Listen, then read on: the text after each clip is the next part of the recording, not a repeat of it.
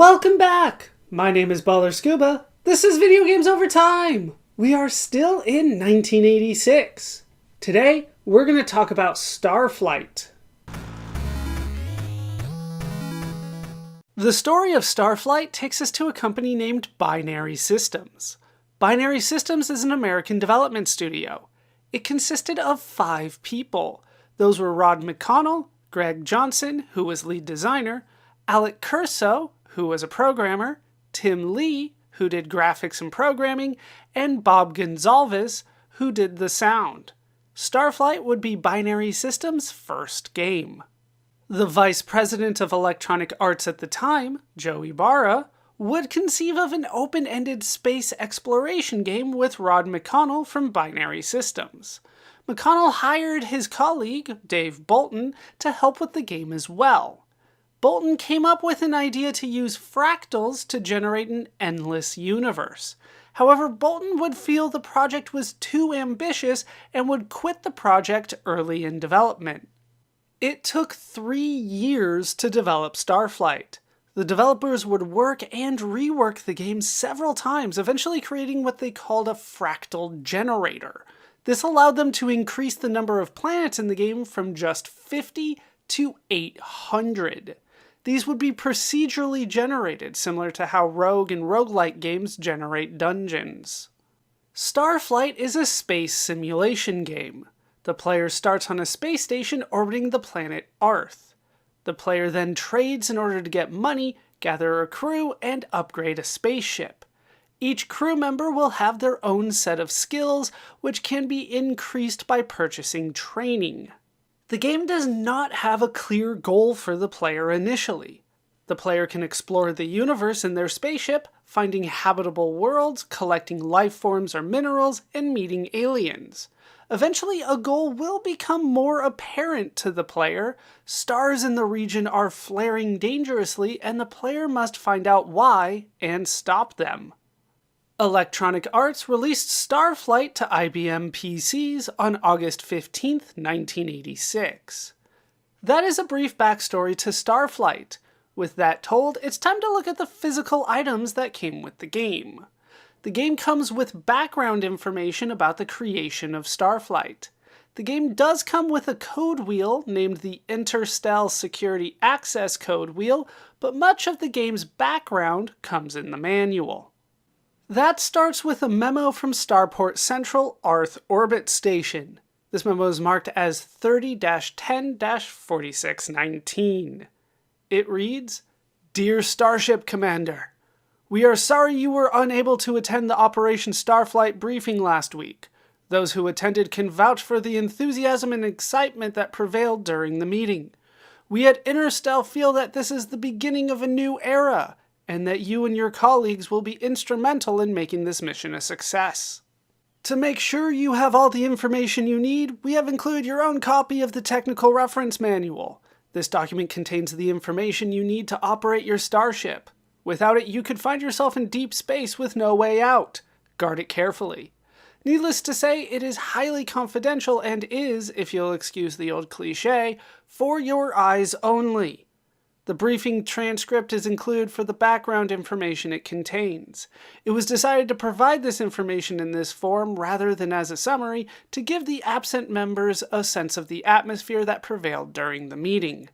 As you know, Interstel is in no position to outfit starships as fully as you might like. Consequently, a lot hinges on your entrepreneurial ability to generate revenues early on. You will then be able to use those revenues to outfit your starship for more distant and more profitable voyages. The following are a few suggestions in that direction. Your initial allotment of 12,000 Muse is enough to allow you to buy 4 cargo pods and to gather and train a crew. Your ship comes equipped with 1 Class 1 engine and 20 cubic meters of Endurium, so you won't need to do anything to your starship except name it.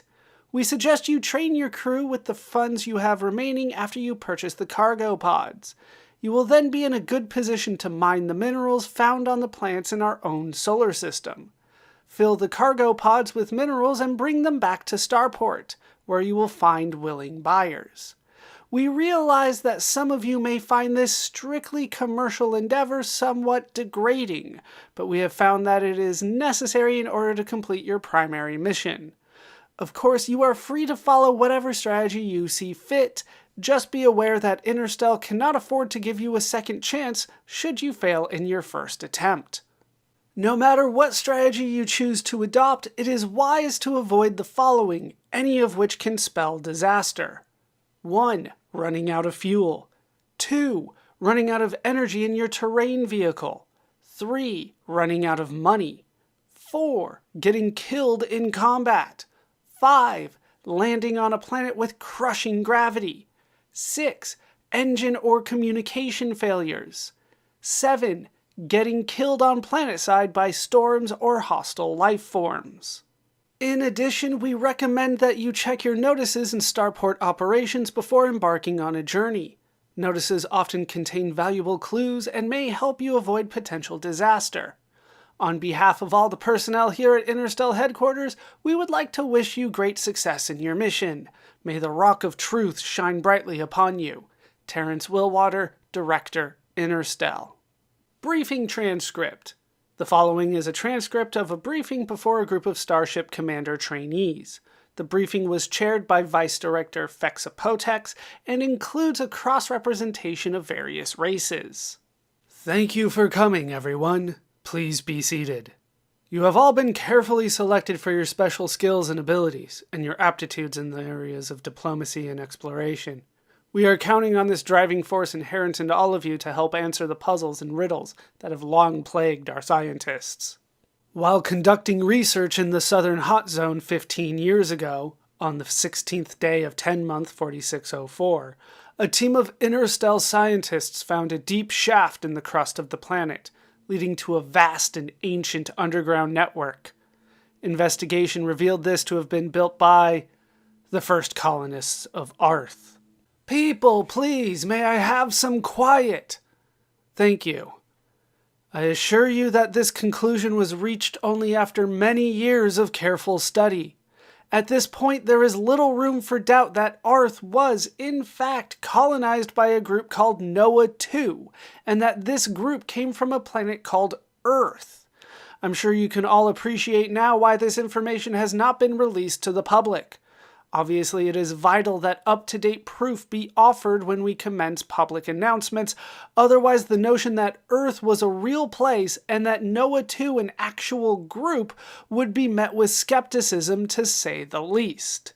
I realize that the acceptance of a new system of beliefs and of new technological concepts is a difficult task. Many of you may still be skeptical. This is perfectly understandable. I only ask you to bear with me for now.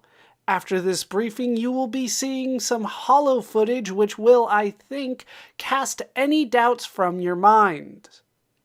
And of course, when you begin your explorations, you'll be using the new technology yourselves. As you might imagine, this discovery answers a good many questions, but it also raises quite a few. There was an old empire and a great interstellar war.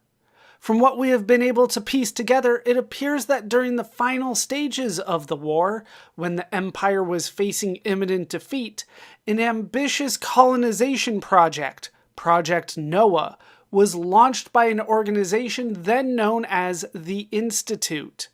The reasons for the war, for Noah 2's failure to maintain their level of technology, and for the Empire's final fate, have not yet been determined.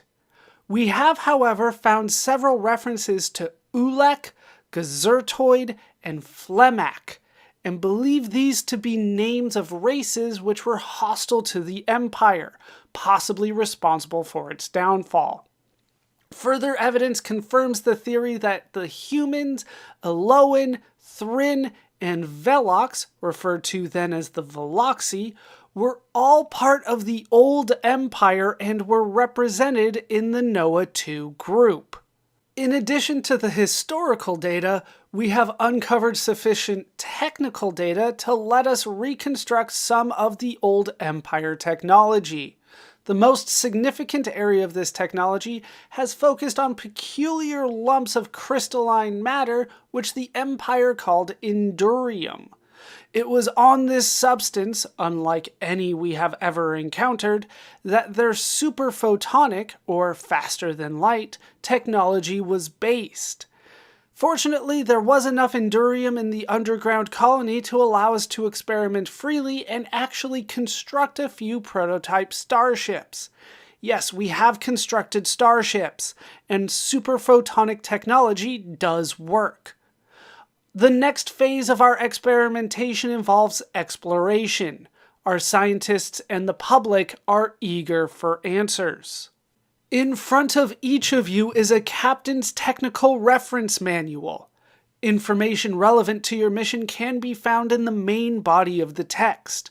Other information allowing a deeper understanding of those with whom you will deal has been compiled by our researchers and can be found in the appendices. Should you decide to participate in the exploration of the unknown, you will be given command of a ship and your choice of crew. As an additional incentive, you will be paid for any discoveries you make. You may use this money to purchase anything you desire or to train your crew and modify your ship further. One final note: you are not the first interstellar exploration group. The first group, which consisted of 13 ships and 78 explorers, was dispatched 5 years ago.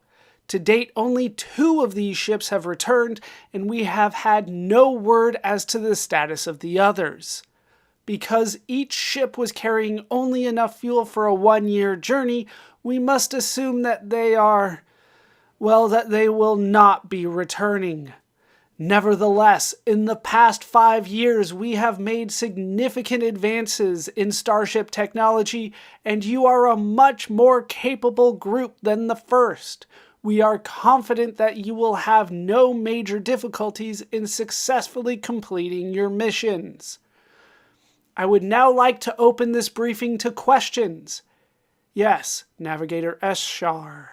Vice Director Fexapotex. You mentioned that 2 ships had returned from earlier explorations.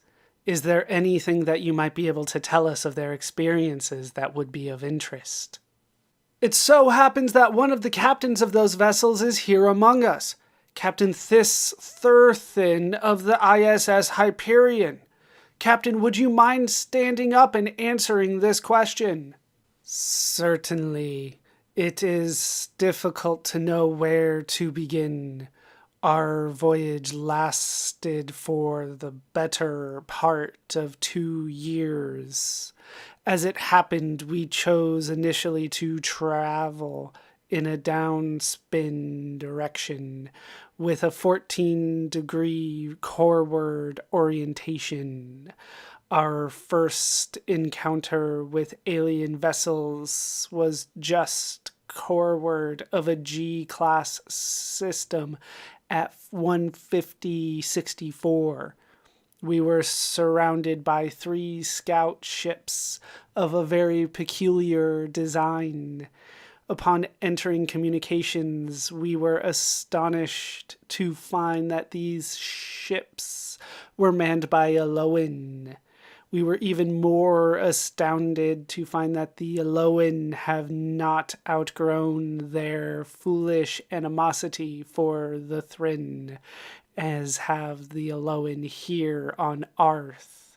This was evidenced by the fact that shortly after communications were established, the Eloan sent us a message to the effect that they could detect my presence and that of the other Thryn aboard the Hyperion, whereupon they immediately terminated communications and opened fire on us.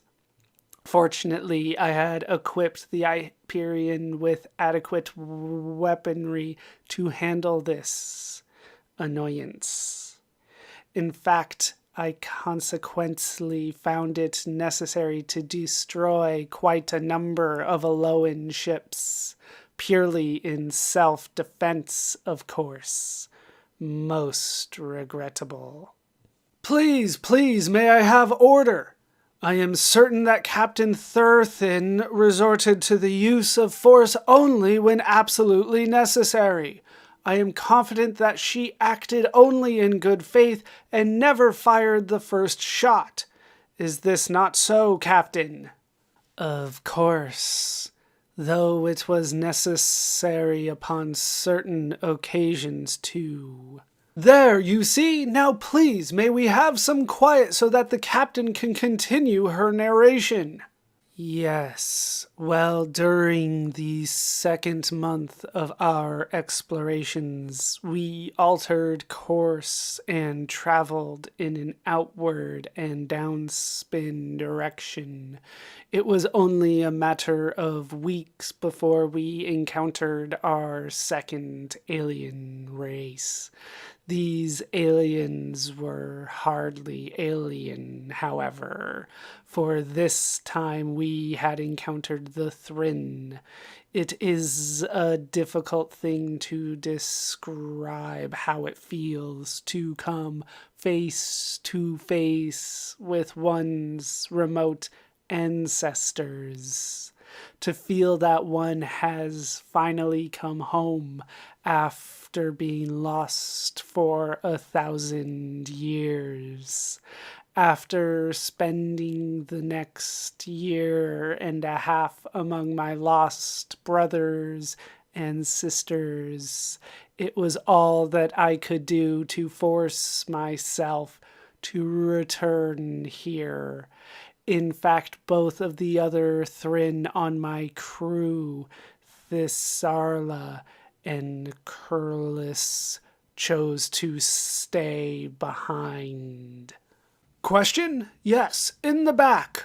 If I may put a question to Captain Thurthin, what did you do for fuel all this time, Captain? I understand you did not take along enough to last the entire 2 years. Of course, we did manage to buy a fair bit from Starport by doing some local sector mining before leaving on our expedition. During our time in Alolan space, we managed to salvage enough Endurium from the debris of the ships we destroyed in self-defense.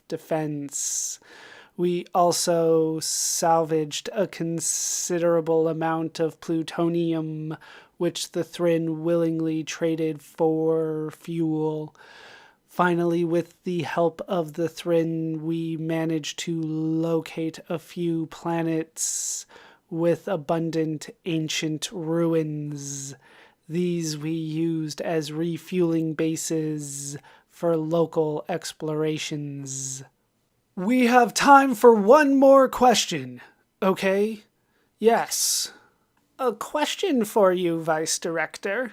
I wonder if you could explain why it is necessary that we earn the money to build our ship and crew. Surely Interstel has the resources to provide us with the best equipment which would optimize our chance for success. I would like to remind you that Interstel is not a government-controlled organization, nor are we a military operation. Our resources are, in fact, limited, and we have no way of knowing which few of you will possess the necessary qualities to successfully command an interstellar starship. It is not in our best interest to waste what other resources we have on the rest of you who will, pardon the expression, wash out right away.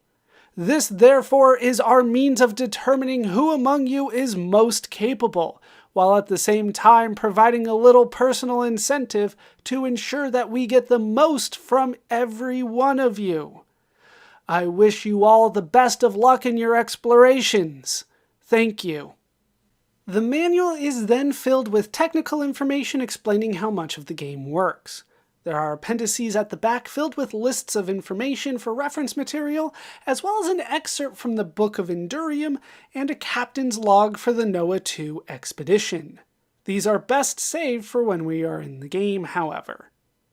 That is a backstory to Starflight. With that told, it's time to play the game for ourselves. And here we are in the game. This is Starflight. As you can see though, before we get fully underway, there's a few technical details we have to get through. The first thing is display mode. There are 5 different options. All would have been good for different setups that you would have at the time, but for our purposes, we are going to go with the EGA graphics in number 5. That's what the IBM PC would have been using at the time. So we're going to go ahead and get in. The game starts with a little musical interlude. It's going to be hopefully the right volume. I've been messing with it for a while. It was very loud to start with. And then it's going to go into a kind of jokey copyright screen. So I'll just go ahead and read that as quickly as I can because there's a time limit on that. And then we'll get into the game itself. So let's get into Starflight.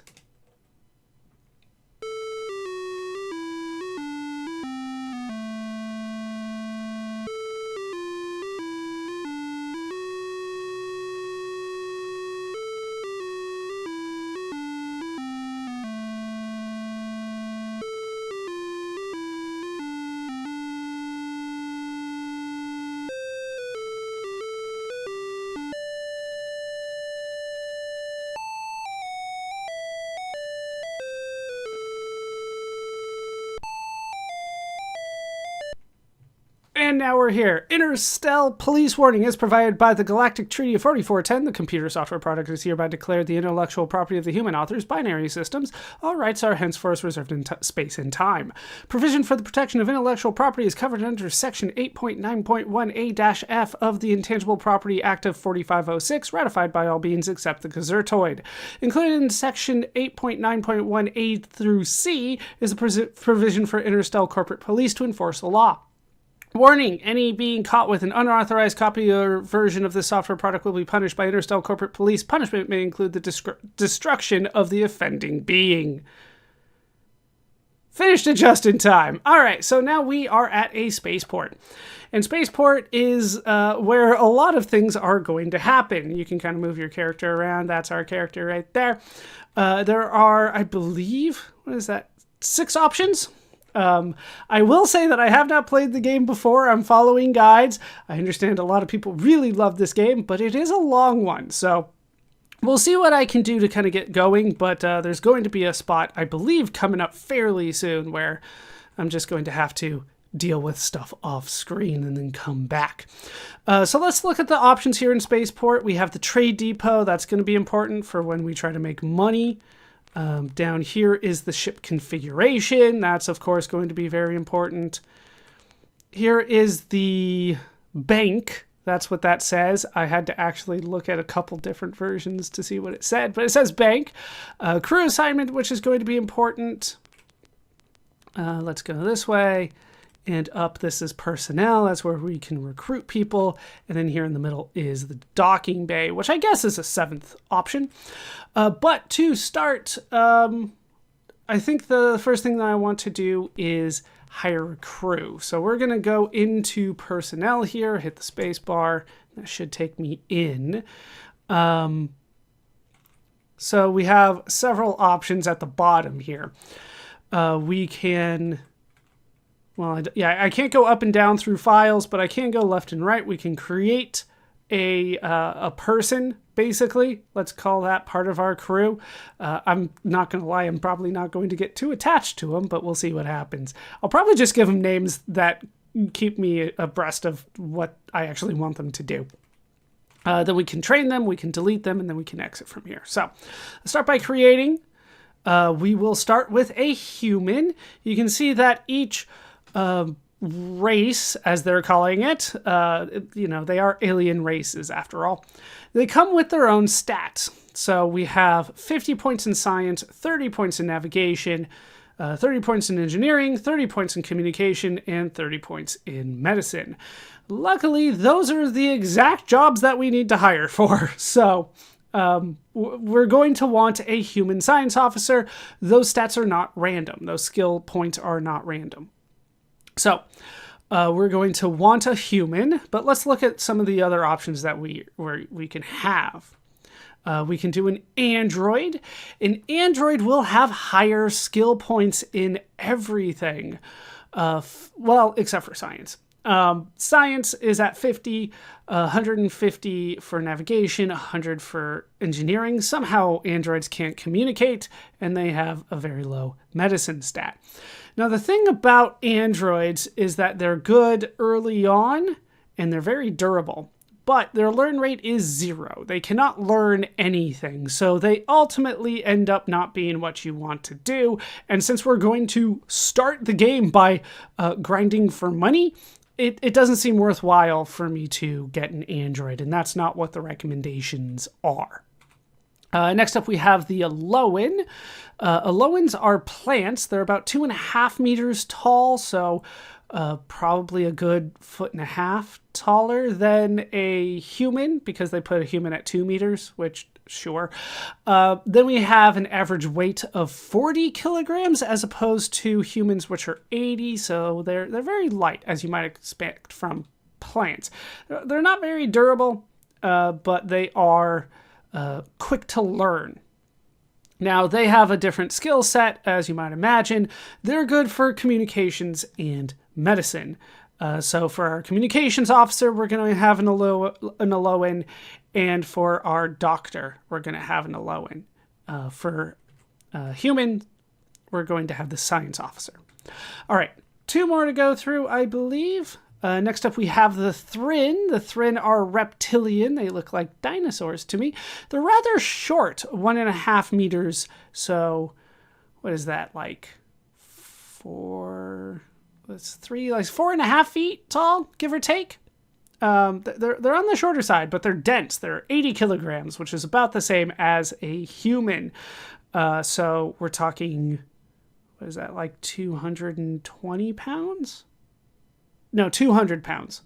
200 pounds, 4.5 feet tall. They're dense. But as you can see, they are, they're going to be in your communications officer. But there are certain species that don't get along with each other. The Thryn and the Alolan don't get along. So we're not going to have a Thryn in our group because they just don't work well together. Next up, we have the Velox, or Veloxy, as they were called in the kind of the intro. They're good at navigation and engineering. They're basically our science, but not science officers. There are applied science officers, I guess you could say. They are going to be what we need for navigation and engineering. That's them. They're only 1 meter tall, so 3 foot tall, but looks like praying mantis to me, which is kind of scary. And they're 60 kilos, which is, God, that's 20 less. So 20 times 2.2, 44 pounds less. So 156 pounds, give or take. My math is not always great, but that's what I know. All right. So let's start creating some characters. We will start with a human. We're going to name you Science Officer, so we'll just call you Newton. That just makes the most sense for me. That's what I typed. I'm not sure it looks like Newton, but there we go. We will then create. All right, go up to file number 2 and create another character. We will do a Veloxy next. We need a navigator, so you will be, what do I even want to call you? Like, who's a good navigator? Are there any good navigators out there? They're all kind of, I don't even know. We'll call you Armstrong. He technically navigated, didn't he? He's the first man on the moon, sure. Let's go with that. It's a little bit of a stretch. I acknowledge that. Okay. File 3, another Veloxy. This time we will go with who we need for an engineer. I mean, that's Scotty. In my mind, that's Scotty. Scotty is the engineer. There's been a couple other ones, but from the original Star Trek that we have talked about several times, Scotty's the engineer. So, come on, Scotty. File number 4. Now we're going to need Alowans. So we will go with you. And we're going to need a communications officer. That was Uhura. Sure. It's kind of late for me to go fully Star Trek, but at least we'll get some Star Trek references in there. Uhura. That way I don't have to worry about, like, all right, who are you again? Okay, we will create other way. There we go. One more Alolan, and that's going to be Bones. Bones is the doctor. There, that'll work. I mean, this is, even though it's not based on Star Trek, the jobs are very much based on Star Trek. For the record, I should have named the science officer, that would have been Spock, and then the navigator would have been Sulu. But, yeah, we won't go fully into that. Okay, so now we can train people, but I think before I get into training, it's more important for me to outfit the ship, get that fully going. I'm not sure that's the right terminology, but that's what I want to do to start. So let's go ahead and exit now that we have the crew ready. And then we can head to, where do we want to go? I believe over here. Well, we should check this now that we have a crew. Let's check operations. You'll get some memos here and stuff like that. All right, some notices. That's their term. All right, so on, let's say, the first day of the first month of 4620. I don't remember how they use that in this one. You are about to embark on your first mission. In your bank account, you will find the amount of 12,000 monetary units, MU. This money is to be spent training your crew, configuring your ship, and purchasing any necessary materials. Of course, you may wish to leave some portion of this in the bank to earn interest. This is acceptable. At this stage of the operation, our primary goal is to gather information. Consequently, your objectives are: 1. Seek out and explore strange new worlds. Did I mention Star Trek earlier? Boldly go where no man has gone before. It sounds very familiar to me. Establish contact with any sentience. Capture and bring back non-sentient life forms. Record alien life form data. Bring back alien artifacts. Bring back any valuable minerals, including Endurium. Keep from getting brutally killed. We have little information to offer concerning what you might find. We suggest, however, that you avoid the area of space around the coordinates 13584, since that is where we lost contact with 2 of our earlier ships. Scout reports indicate a high density of minerals in the mountainous regions of the innermost planet of our system. Further, we have found the information that leads us to believe that there may be some ruins on the old empire at coordinates 17N. I think that's an N, right? It's not an H, and it's not an M. So 17N and 162 east. So 17 north, 162 east. Let's go with that. On the second planet of the neighboring K-class system. We have also received some indication of alien activity in the system 17594. You're writing this all down? Good luck and a safe return. End of notice. We can go to the next message now. Nope. All right, only message. And evaluation, you have not filed any colony world recommendations. Okay, so that is now done. Come on, let's go. Trade depot is not going to be super useful for me. What I want to do is configure my ship.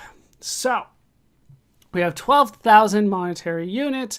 We need to start configuring our ship. We have a class 1 engine, no shield, no armor, no missiles, no lasers.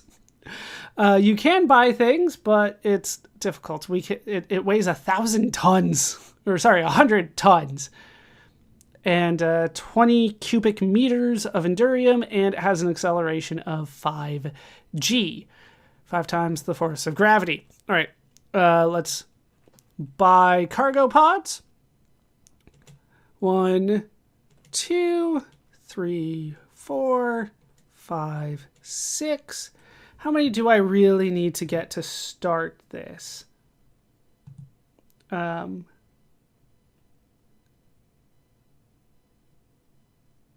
Yeah. Okay. Let's see what else I can buy. I don't want to go overboard just yet on the cargo pods, but that's how we're going to be making money, I believe. Shielding, armor, missile launchers, laser cannon, not super useful for me right now.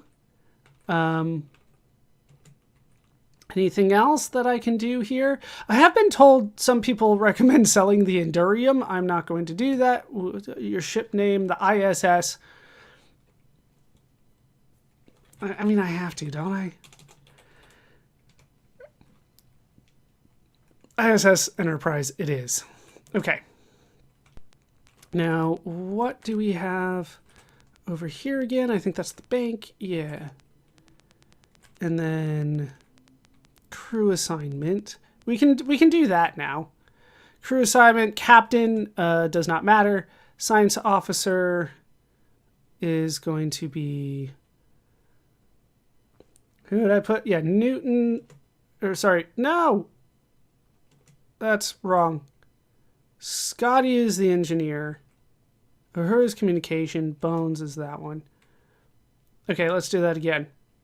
Newton, Newton, Armstrong, Scotty, Uhura, and Bones. There we go. Captain does not really matter. What? Why is this not working? So Newton, Newton, Armstrong, Scotty, Uhura, Bones. There we go. Yeah, Captain's just kind of a place name. I'm the captain, but we'll put Newton in charge, right? He was a smart guy. Okay, so where I want to go next? All right, we're done with operations, trade depot. What can we buy? Checking inventory. Okay, so these are the things that we're going to want to kind of sell here. You might notice that the most expensive stuff is Endurium, which is our fuel, but we can also get some artifacts that are also very expensive. Analysis. We don't really need to mess with that now. I'm trying to figure out, because what I'm told to do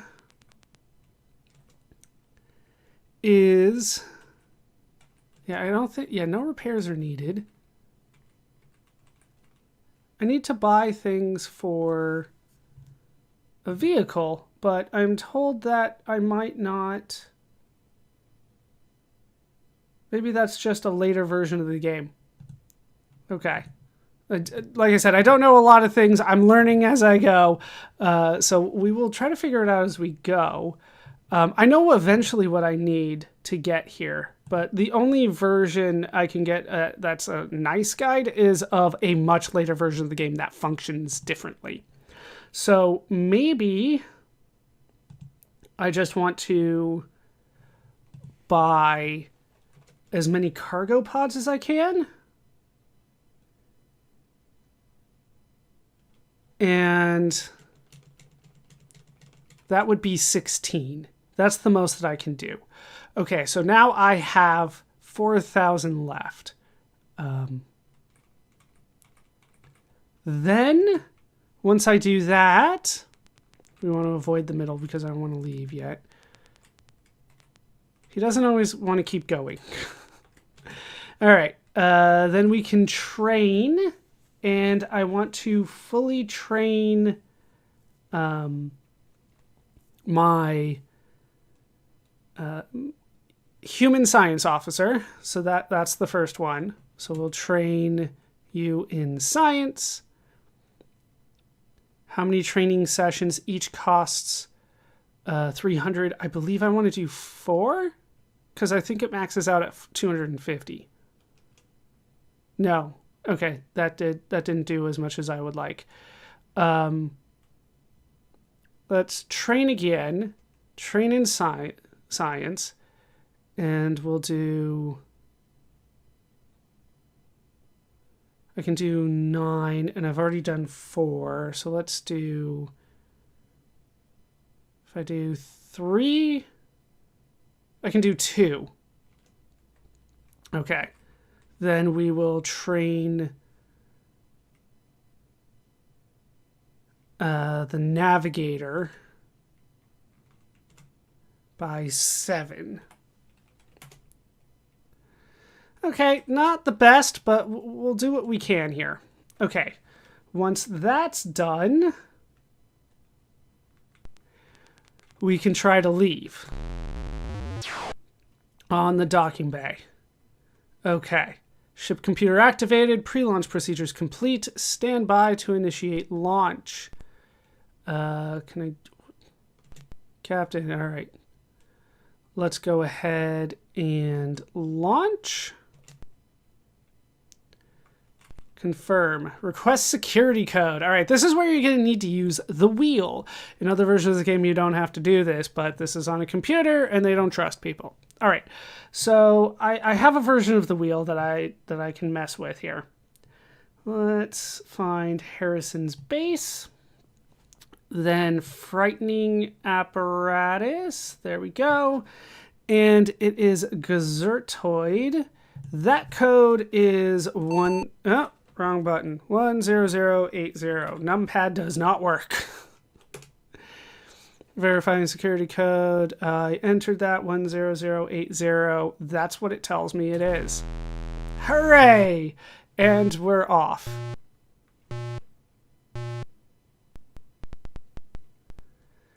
All right, standing by to maneuver. Let's go ahead and disembark. You can't disembark in space, right? Bridge. Okay, let's find the navigator. We need to go to the star map. We're not in hyperspace. Can we maneuver? Okay. Leaving orbit, commencing system travel outside orbital range. Stand by to dock with starport. All right, outside orbital range.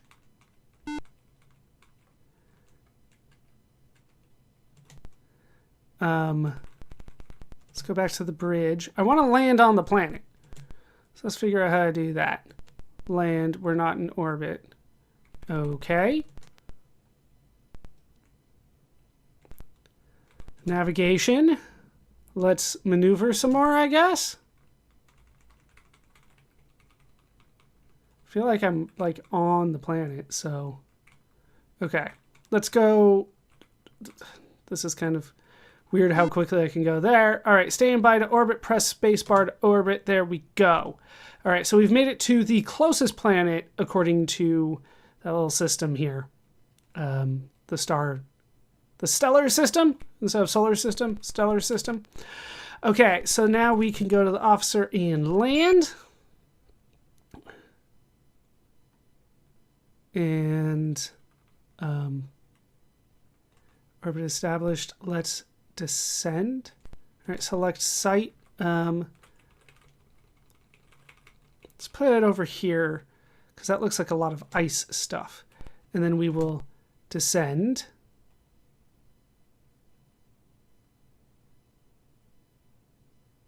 There we go. Okay.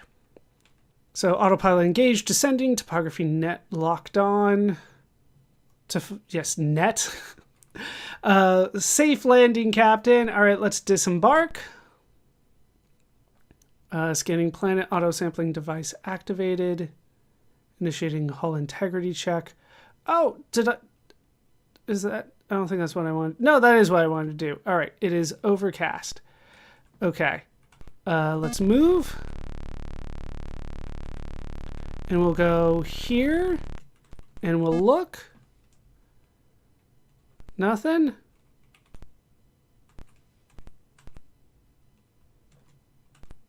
And we'll scan.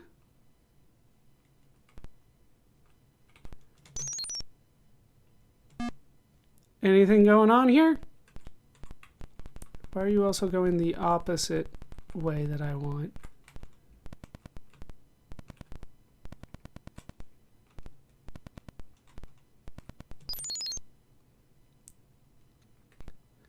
All right, look. Ah. There we go. Okay, let's move around, see what we can find. Oh, there we go. All right, look. 9 cubic meters of cobalt. That is nice. Let's go ahead and scan it. And then we will move and put in our cargo.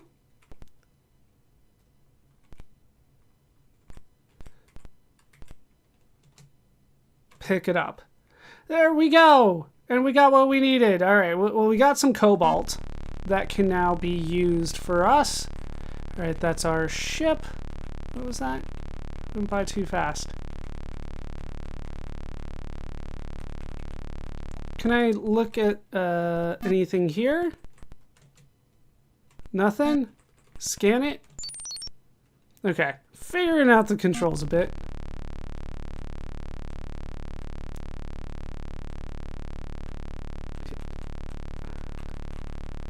Not seeing a lot going on here.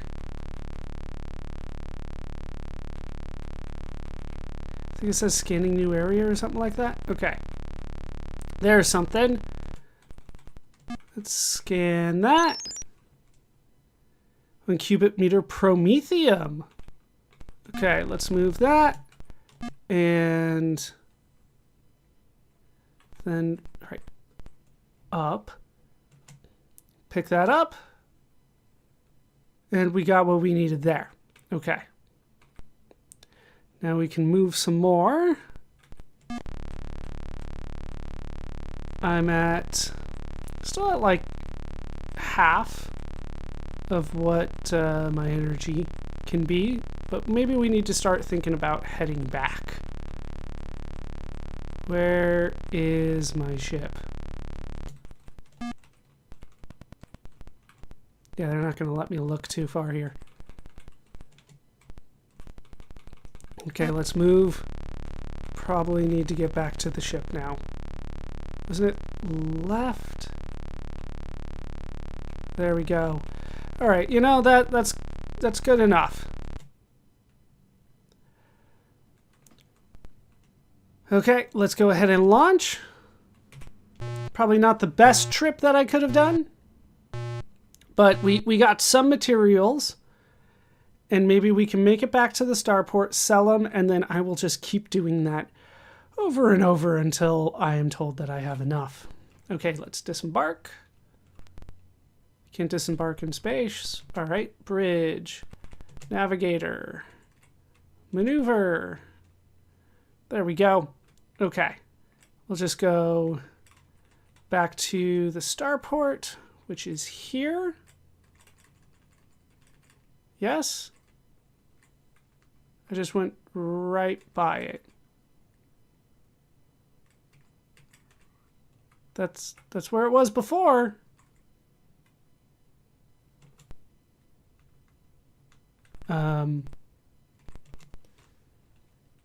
Where is...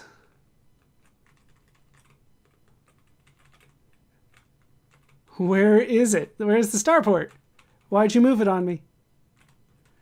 Have I mentioned I haven't played this game before, and there are not a lot of details about this. Like, is it in the orbit?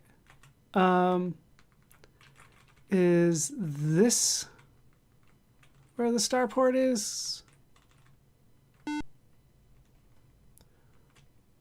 Yeah, I feel like that's incorrect.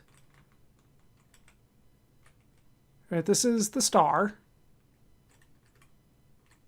There it is. Why weren't you there before? You're a little bit on the left. All right.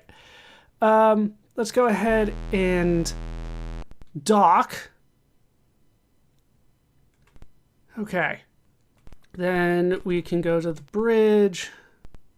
And captain, we can disembark. Okay, and now we're back here. So what I can do is go to the trade depot. And we can sell the cobalt.